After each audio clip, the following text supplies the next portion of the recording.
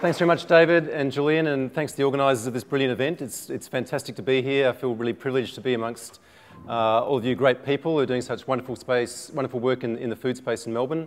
And thanks to whoever brought the great food. The food is fantastic. I must say, I had a couple of days at the Sustainable Food Summit, but the food, I'm sure those of us who were there at the Sustainable Food Summit probably wouldn't give it top marks for the sustainability of the food or the taste or quality of the food, but over there it's absolutely magnificent. So thanks very much. I'd also like to pay my respects to the elders past and present of the Kulin Nation and acknowledge that they're the continuing custodians of this land. So I'd like to begin by just recognising the diversity that's in this room, and I think Julian did that very nicely by getting you to do a show of hands, whether you're food producers or vendors or distributors.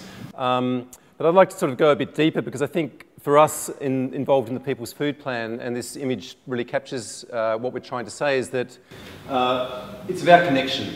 It's really about getting connected, that the problems with our food system really stem in a deep level from a basic disconnection.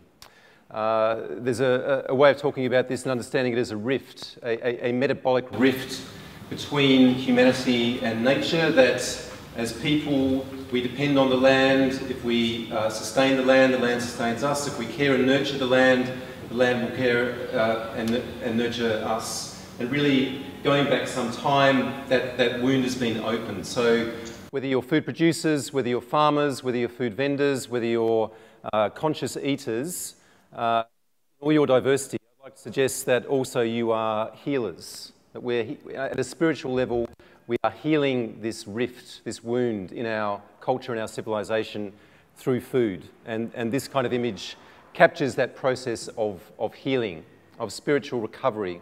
And it's a journey that we're all on and that we're on together. And my little contribution to this has been to be involved with a great number of other people right around the country in the People's Food Plan process.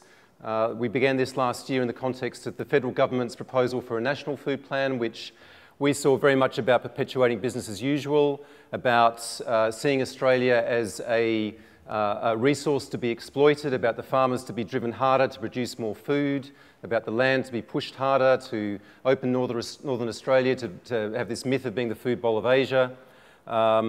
Very much a business as usual way of thinking, that it's all about profit and money. Whereas our People's Food Plan is a very different perspective. It's trying to shift paradigms and shift cultures, and that's really the challenge that we're faced with. And I'd just like to share with you the words of Costa Georgiadis, who some of you might know from the SBS gardening program, the Gardening Guru, and his foreword to the food plan.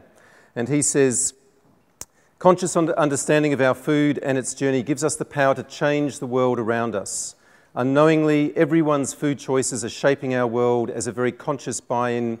So a very conscious buy-in to a People's Food Plan is the vehicle of change, capable of engaging everyone with a new level of environmental understanding and stewardship through personal health and nutrition.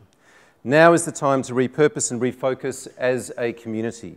Now is the time to build an economy where growth is valued in annual soil depth and fertility, that in turn promotes a health industry not based on sickness but on living food. Let's cover the fences and boundaries of a divided world with edible vines and plants that produce new visions and innovations worthy of the potential we have around us.